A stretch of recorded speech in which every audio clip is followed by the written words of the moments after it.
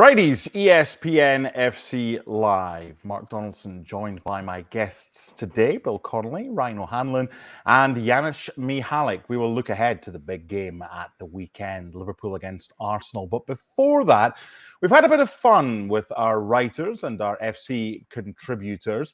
And you have the league table. It's all there. It's set in stone. However, when we mix in some form, when we mix in some fixtures, and when we mix in some recent games, we asked our two, Messrs. Ryan and Bill, to come up with a more accurate league table if it's based on what is happening now. So I've done my best to try and describe it, probably not very well. I want to start with you, Ryan. What was the remit that you were given by the FC bosses for you and Bill to come up with?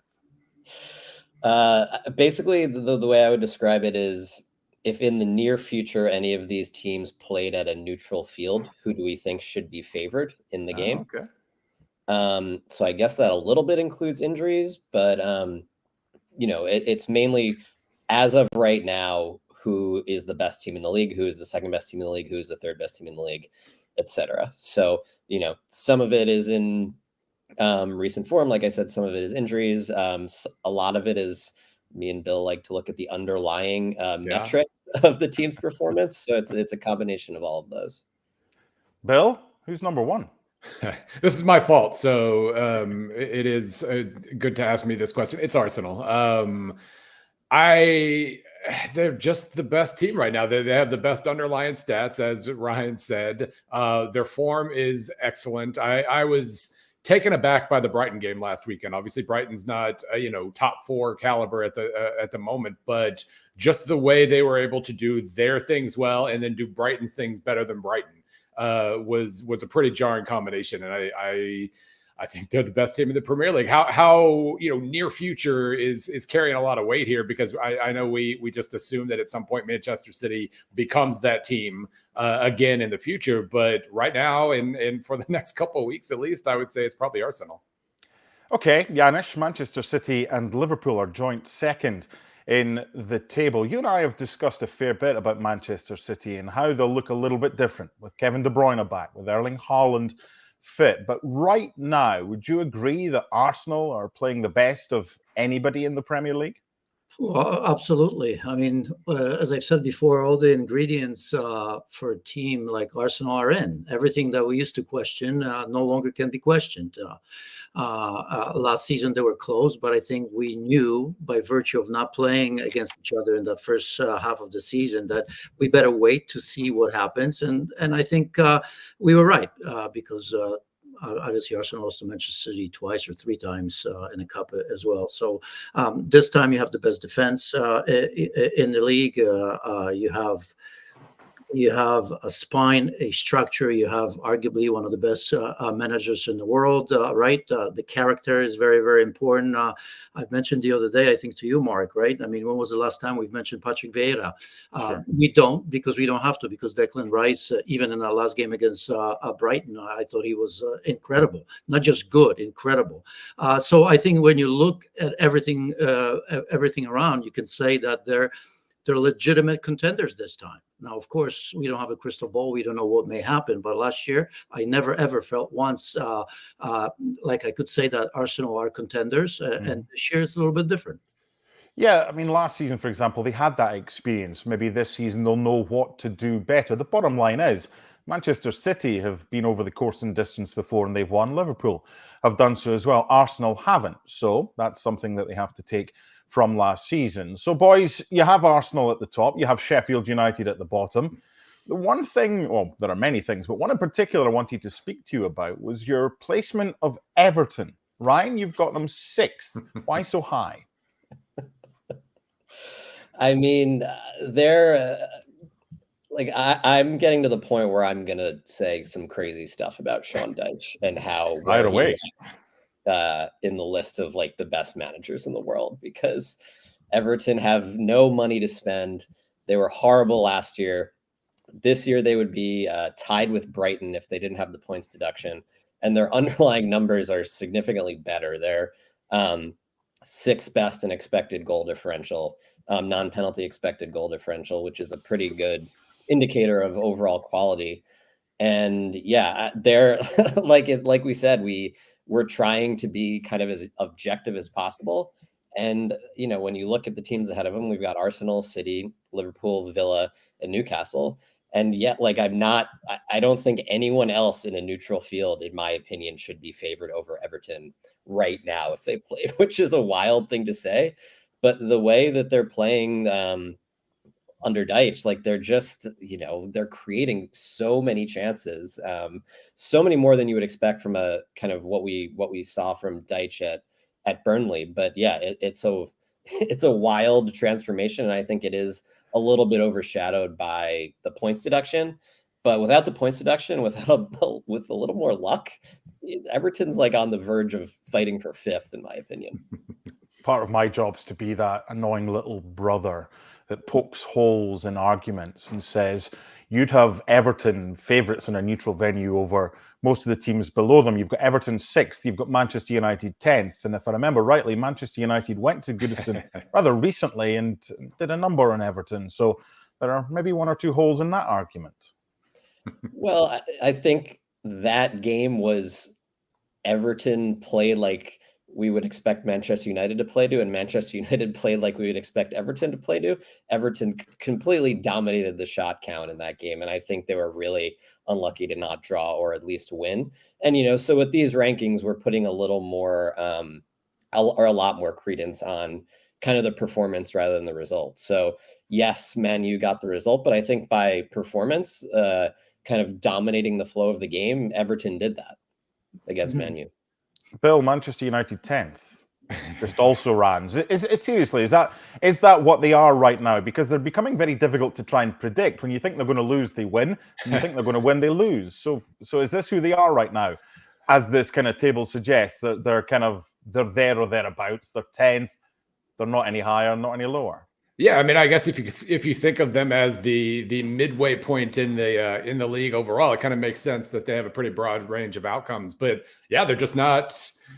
I don't think they know what they are at the moment. I think that's pretty clear. Really, their defense is very, very, very porous. They've probably been a little bit unlucky from a finishing standpoint. That's hurt them at random times. But, as we saw with them getting just ripped to shreds constantly in the Champions League, this is a very, very poor defense. When he as with against Liverpool the other day, obviously they were a little lucky not to give up a goal with 30 whatever shots, but they still, when they burrow in and try to put everything into not allowing a goal, they also don't create anything beyond that hardly. And it's just the balance isn't there. The identity isn't there. We're talking about Everton. We know Everton knows what it is. And Manchester United has no idea what it is right now. And it's pretty evident. Janusz, as far as the league table, the actual league table is concerned, the boys have done theirs based on a variety of factors.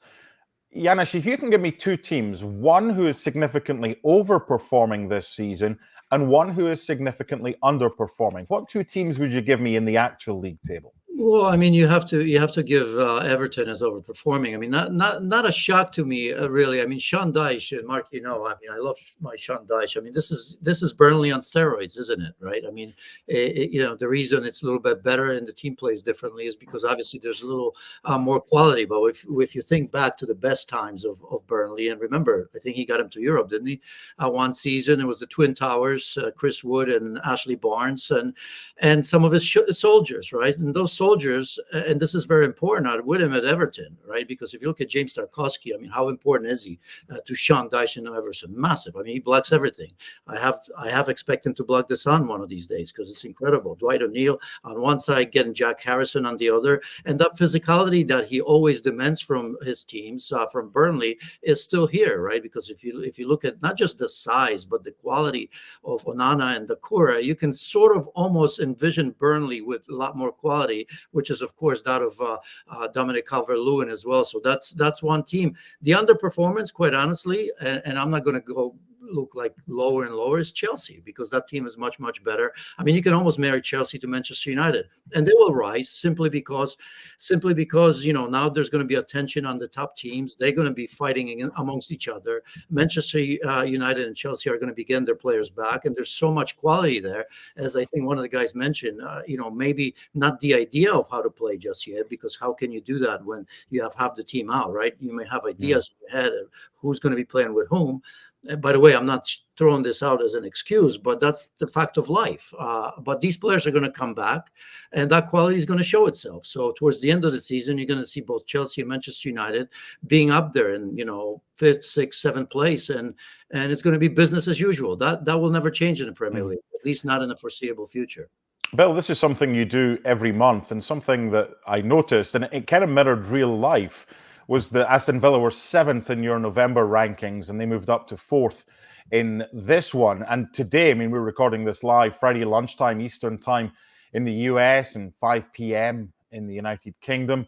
Aston Villa can go top of the table if they win tonight at home to Sheffield United. So can you give us a kind of early insight into what you're thinking about for potentially your next rankings, and how high could Aston Villa actually get here? Yeah, they are probably running hot a little bit from a finishing standpoint, and have been for a little while. I mean, but they've been kind of overachieving their underlying stats for a year now. So, I mean, some of that's probably real. It's hard for me to picture thinking of them as genuinely better than Arsenal, City, or Liverpool at any point. So maybe in terms of power rankings, 4th is as high as they can get. But 4th is really high. Even if they're a little higher in the table at one point or another, considering, recent history as a whole, 4th place being genuinely the 4th best team in the Premier League is just a thing that I'm not used to yet. Let's put it that way. And I'm really, really curious how long this can run, because I can point to statistical overachievement and this and that. They just look like a top 4, top 5 team. And obviously they might be even higher than that in the table soon. Okay, you can keep up to date with Bill and Ryan's ongoing Premier League table, not the one that is the actual one, but with many other things taken into account at ESPNFC.com. So moving on, and two of the teams, of course, who feature in that table, Liverpool and Arsenal. It's the top two at Anfield this weekend. It's the early evening game in the United Kingdom. And before we discuss it, let's hear from the two managers. Mikel Arteta has been talking about Arsenal's form, and they can maybe be doing better, even though they are where they are. And Jurgen Klopp wants to clarify a comment that he made in midweek about the atmosphere at Anfield. Here's the respective bosses.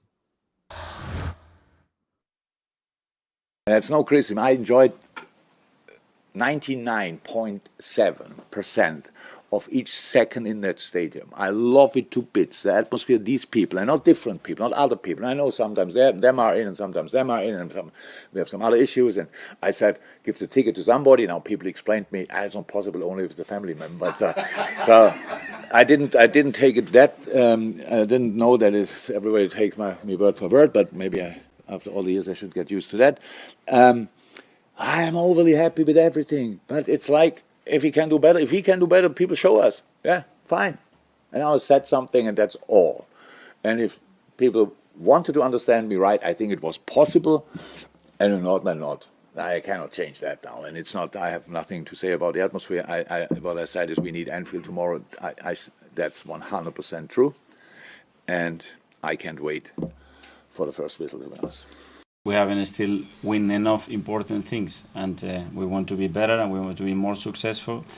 There's a lot of things that we have achieved together in those 4 years, but that's thanks for the people that they've been in this journey with us together, and the ones that they were behind us as well. It's something to reflect on, but now we are in the competition. I think you live the present in a really intense way, and you're just looking for ways to be better, and to improve and to evolve the club, the team, yourself individually as well as a manager, how you can be better for this group, what the team demands.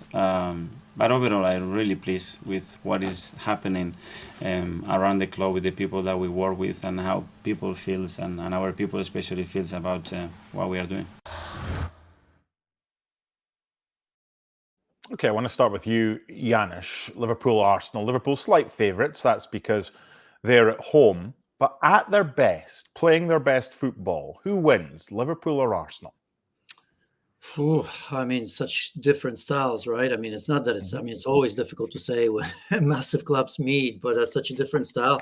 I think that Arsenal is probably a little bit better yet, because I think if you look at Liverpool, I think everybody's maybe a little bit surprised. I suppose except the maybe Jurgen Klopp and the team, where Liverpool are now, because that's still a rebuild. I mean, Arsenal are now, as we've mentioned, they had to learn last season, and at this stage, they have almost everything, right? We can argue that they could use another striker or maybe player or two. I think every team can do that. So I would have to say Arsenal. But I mean, obviously, if Liverpool are at their best and finishing their chances, and we saw what they're capable of against Manchester United, Paul wanted that. Of course, Manchester United went to Anfield and looked like a mid-table team. No questions about that. But I think Arsenal slightly, Mark. But yeah, this is a litmus test for both. In particular for Liverpool. I think Liverpool absolutely has to win this. If we are to even think that Liverpool are capable of winning the Premier League while Manchester City are absent, I think for Liverpool, after that game against Manchester United, where they lost their unbeaten, or perfect record at home, I think they have to make a statement here, and nothing short of getting 3 points over Arsenal is going to do that. Both sides have conceded 15 goals in the Premier League, by far the best in the league. Next best is Manchester City with 20. So they're pretty similar. Simple question to you, Ryan. Who's got the better defence when everyone's fit and available, Liverpool or Arsenal? Well, it depends if we're including the keeper in this analysis. That's part of the defence, yep. Arsenal's structural defense is way better than Liverpool's in terms of the quality and quantity of chances they give up. They're like on a pretty close to historic pace in that regard. Liverpool, you don't even need stats for me to tell you this. Like, there's plenty of moments each game where it just seems like there's 3 guys scrambling with 4 attackers running at them full speed. And most of the season, they've been able to deal with it because they have who, in my opinion, is like by far the best keeper in the world in Alisson. So I think, have we seen Alisson stand on his head for a full season? Pretty much every season of his career, he's done that. So I think we can bank on that. But I think Arsenal are just much better at overall limiting chances against their opponents. So I would give the edge to Arsenal. Okay, Bill, Liverpool have scored 1 more goal, albeit find themselves 1 point adrift. Most of the other stats are pretty similar. You can't mix and match. You're not allowed. This is my rules. So is it Liverpool's front 3 or Arsenal's front 3 or front 4 that you would take? You're only allowed 1.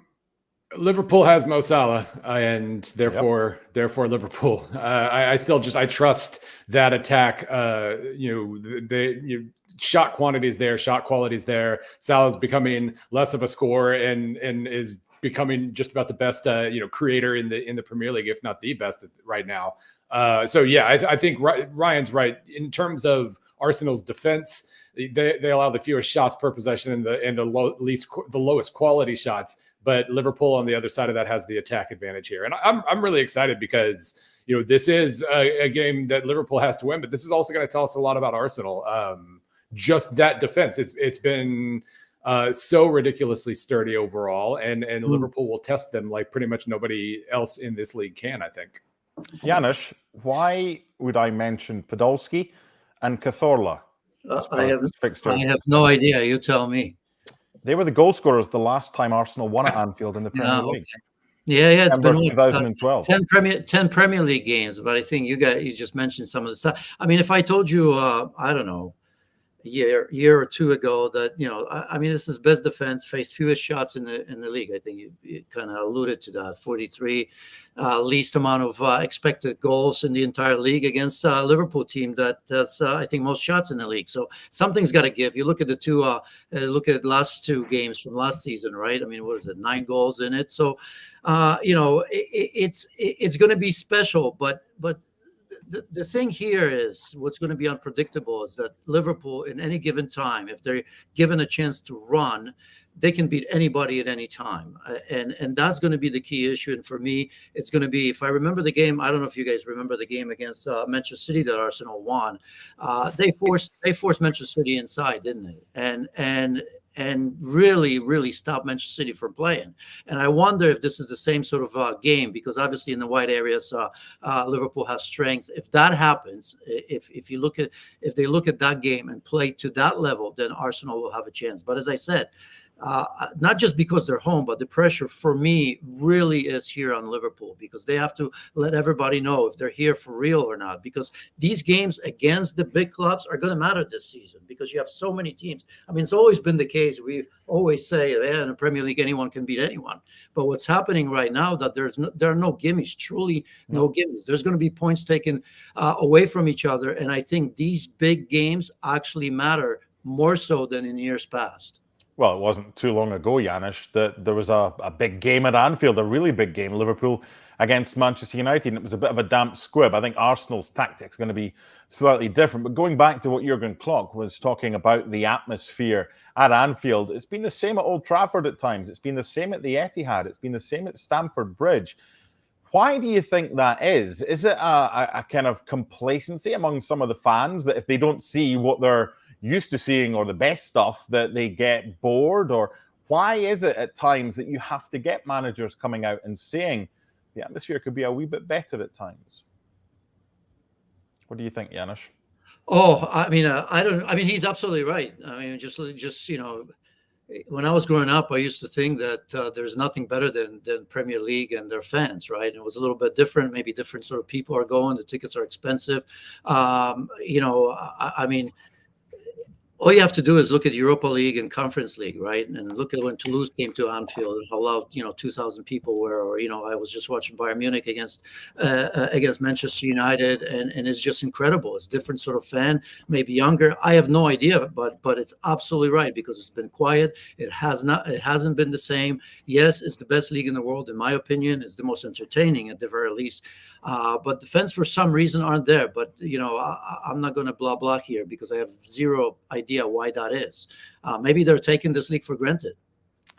Ryan, that 0-0 against Manchester United, there was plenty hype going into that game. It's one of the best games in the English football calendar, but it didn't really deliver. It's not Manchester United's fault. They came, set out their stall and got what they were hoping for, and they could even have got more. Arsenal won't do that, will they? We're going to get goals in this one, despite both sides having the best joint defensive records this season in the Premier League. Yeah, I think the sort of dirty little secret of the United-Liverpool rivalry is that most of the games are terrible. Recently, Liverpool has blown them out.